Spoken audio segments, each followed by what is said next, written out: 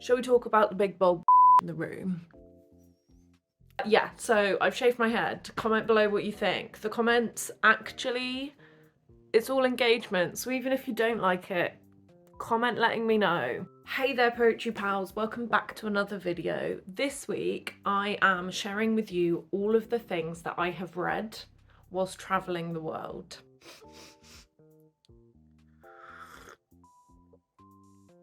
Oh wow, that's actually really nice. Yes, I have been travelling the world for 3 months. This has included 2 months around Europe in the camper van and a sneaky week at home for my sister's wedding, and then about 3 weeks travelling around Korea. In 2 days, I will be travelling onto Malaysia, and the adventures continue for at least another 2 months.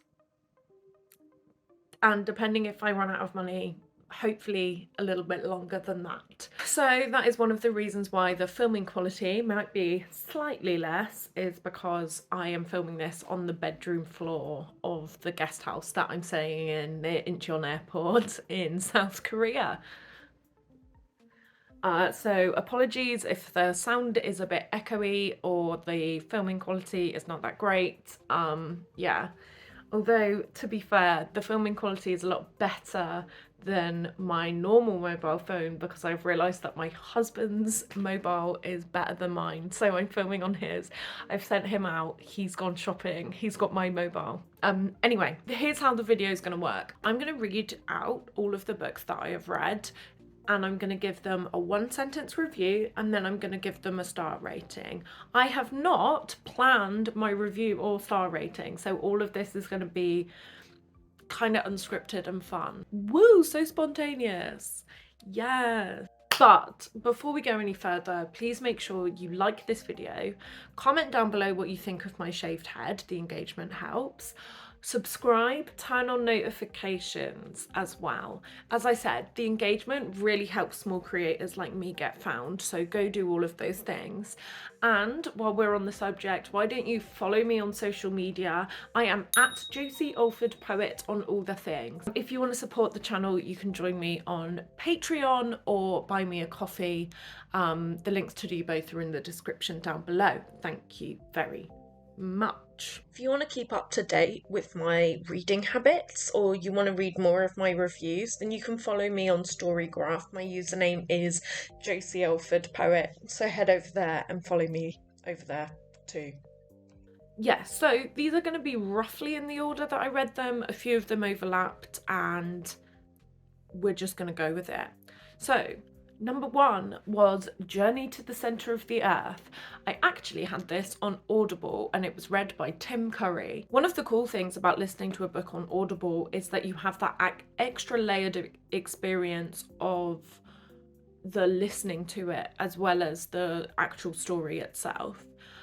So yeah, any reviews of the audiobooks are going to be including, you know, the experience of listening. And I have to say then that Tim Curry is an excellent audio book narrator, and I really enjoyed it. He really brought the characters to life on what might have been quite a dry book, but it was really cool to engage in something that was the like granddaddy of sci-fi. So like really enjoyed the book. It was cool to see the it was cool to read a book that carried so many references for other books. 4 out of 5 stars. It's not really 1 sentence, is it? But we're gonna go. Okay. Book number 2 was This Is Your Tragic Backstory by Sven Stears. I actually read this digitally, and I have done a whole video reviewing that, and I will make it pop up here. But if I had to sum up my review on 1 sentence, it would be challenging to engage with, doesn't necessarily make it bad. Some of the poems could be more concise, but otherwise full of dark humour, nostalgia, and hope. 3.5 stars. No, 4. 3.5 stars. Yeah, 3.5 stars. Book number 3 is Nod by Adrian Barnes. Interesting concept. It's the idea that one day half the population can't get to sleep. No, one day most of the population cannot sleep. Interesting concept. I didn't exactly love the execution and found it kind of misogynist in some areas. 1.5 stars. Boom. Okay, we are ploughing on. Number 4 was Mrs. Death by Salena Godden. Rarely a book comes into your life that actually fully changes your outlook on life. I felt like Mrs. Death was written exactly for me to read now at this point in my life, and I feel like a lot of people might feel like that. Since my dad died, I have been dealing with a lot of like existential crisis about the meaning of life and whatever, and this book massively helped me. I love the writing style. I love that it jumps all over the place. Having seen Salena Godden perform poetry before, I read it all in Selena's voice, which was awesome. 5 out of 5. Amazing. Go read it. I'd give it 6 stars if that was possible, but it's not, because I'm sticking to 2 out of 5 stars. The next book I read was You Better Be Lightning by Andrea Gibson. I really liked this book. I found it restorative and hopeful, whilst also talking about trauma. I would love to see how they tackle writing like short, concise poems, but that's not really what they do. Andrea Gibson is a spoken word poet. Totally recommend following them on TikTok, by the way. So their TikToks come as a lovely little warming, inspiring balm to the craziness that is my TikTok algorithm. So yeah, follow them. I give this book 4.5 stars. Yeah. The next one was The Gospel According to Jesus Christ by Saramago, who is a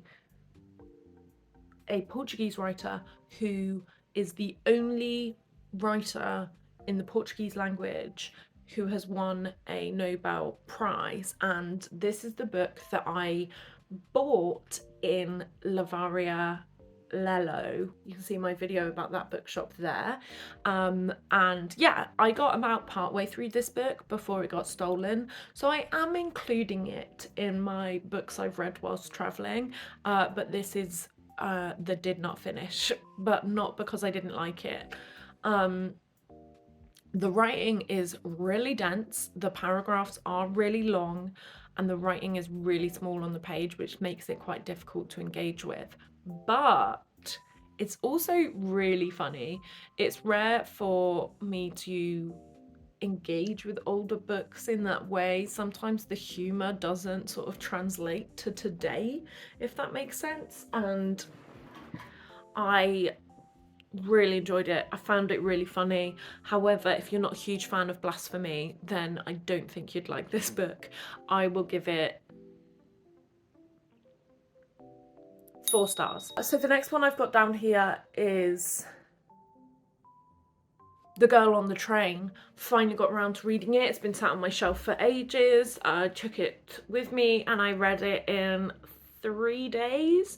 It is unputdownable. It's a hard book to put down. It is thrilling. It is also quite funny, but it's not.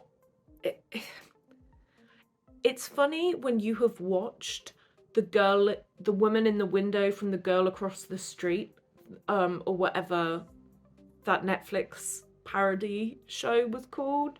But yeah, it definitely fits into this sort of like lady mystery thing, and having watched the parody Netflix show, going back to read this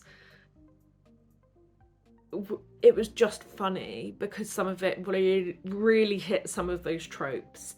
Having said that, I still really enjoyed it. It was some powerful stuff. I think I called it about a third of the way in, just to show off that I'm really smart. I'm gonna give it 3.5 stars. Not that challenging, but gripping. So books 8, 9 and 10 are the Fellowship of the Rings, the Two Towers and the Return of the King of the Lord of the Rings trilogy by J.R.R. Tolkien. Have I read these before? Yes. These were on audiobook. I got the version that was read by Andy Serkis, and these were what we would listen to when we were doing the long drives in the van. So am I going to rate each one? No, I'm going to give them all 5 stars. Okay, so the reason I'm going to give them, every single one of them, 5 stars is because, one, the incredible world building by Tolkien is so good and like so like insane. No, do you know what? I'm gonna give them 4 stars. Yeah, 4 stars in total. And the reason for that is the world building's incredible. Andy Serkis reading them is awesome, and I would love to give 5 stars just to the bits which include Gollum, because obviously like he does the impressions of Gollum, which like, but the reason it's only 4 stars is because there are a lot of songs. There's a lot of songs, and it's a lot of songs. Sometimes the writing is really dense, and also the lack of female characters is really annoying, and where female characters do happen, they're 2-dimensional and I hate them. So yeah, that's the reason why Lord of the Rings only gets 4 stars from me. Boom. Book 11 is Atlas of the Heart by Brene Brown. I love this book. It's basically like a map to emotions, and I thought that as a poet I was quite emotionally literate, but it turns out that I'm not. Brene Brown has proved that I am an emotional dum-dum. But one of the things that I really like about writing and language is that naming things and writing about them and using your language gives you power over those things. It's one of the reasons why I got into poetry when I was younger. It was a way for me to process a lot of trauma and difficult emotions, was by writing about it. I was able to control it. And that is the logic that goes into Atlas of the Heart. Brene Brown takes all of these emotions and human experiences and explains them to us, and I am so grateful. If Mrs. Death was what I needed to read right now, then the Atlas of the Heart was definitely the follow-up that I needed to read. As someone who has been trying to like do the work, I've been in therapy before going traveling and stuff like that. Like these books have really helped me in my emotional journey. That's why I give this book 5 stars. Book number 12 was Salt and Metal by Sallyanne Rock. I did a full review of this and you can watch it here. But if I was going to give it a 1-sentence review, I would say that it is a masterclass in controlled form, a masterclass in what is not said to effectively portray the content. Devastating. 4.5 stars. 4.75 stars. Books 13 and 14 are Heretics of Dune and Chapterhouse of Dune, which are the last in the series of the Dune books written by Frank Herbert. Now, I know his son went on to write more Dune books, but I'm not going to do it. I'm finishing here. I can't go any further. We're going to start with Heretics of Dune. I started listening to this. These are both on audiobook. I started listening to this months ago and just gave up because it was so boring. The whole series is just wild, like how much time they sort of like take place over. It's really confusing. There's so much going on. And at that point I'd stopped caring about the characters. So I'm going to give it a 3 out of 10. However, I persevered mainly because I was without Wi-Fi and it was the only books that I had downloaded. So then I finished it and I was like, well, we've only got one more to go. Let's download Chapterhouse. And I've been listening to Chapterhouse and I love it and it's really exciting, and I'm back in, partly because the people narrating it, I have more than one person narrating this one. It's more easy to engage with. So if I gave Heretics of Dune 3 stars, I'm going to give this one 4 stars. I started listening to all the books because I wanted to understand the story before going to watch the Dune film, and I'm glad I did. Like, Frank Herbert is known as one of the like sort of grandfathers of sci-fi, and this series has shown why. Like, it makes sense.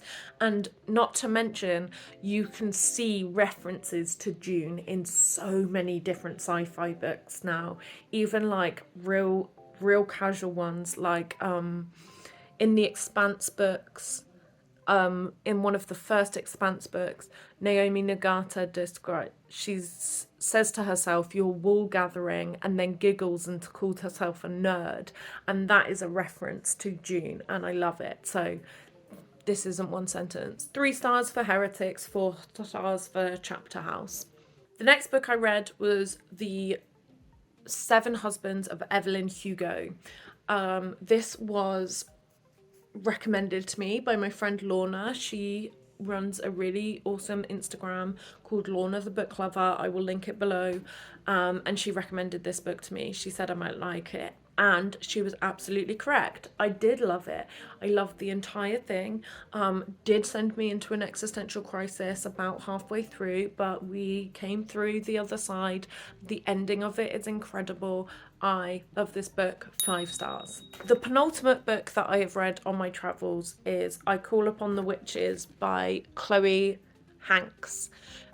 She sent me this book so that I would review it, and I will be in my next video. So if you want to see my full review of this, then subscribe so you can catch the next video. And this, my 1 sentence review of this is: love the concept, not too sure about the execution, and I'm going to give it 3 stars. To find out more about why, make sure you subscribe for my next video. The last book that I have read whilst travelling, I said to myself that I wouldn't buy any physical books while I was travelling, mainly because like I've literally got a backpack. So I've been using an e-reader and audiobooks to conserve space. But then I went into a Korean bookshop and I found this one. So this is the last book that I have read so far, and it's called In Order to Live, a North Korean girl's journey to freedom, and it is by Yeonmi Park. This book was incredible, especially having been traveling around South Korea and learning a bit about the history, especially of like the Korean War and all of that sort of thing. This was an incredible read. So basically, this girl escaped from North Korea when she was 13, She spent 2 years in China before arriving in South Korea when she was 15 in 2009. Now, one of the reasons why I love this book is because she is the same age as me. I was 15, I turned 16 in 2009, so similar age. To hear about what she went through and how she overcame those challenges to sort of get her family and stuff like that.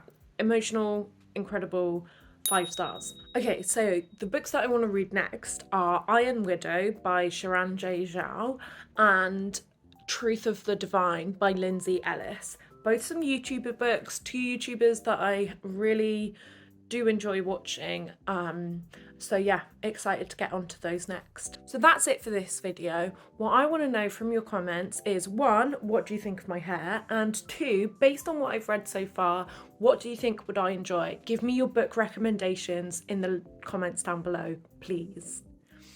Don't forget to like, subscribe and turn on notifications. The engagement really helps small creators like me get found. And while we're on the subject, why don't you follow me on social media?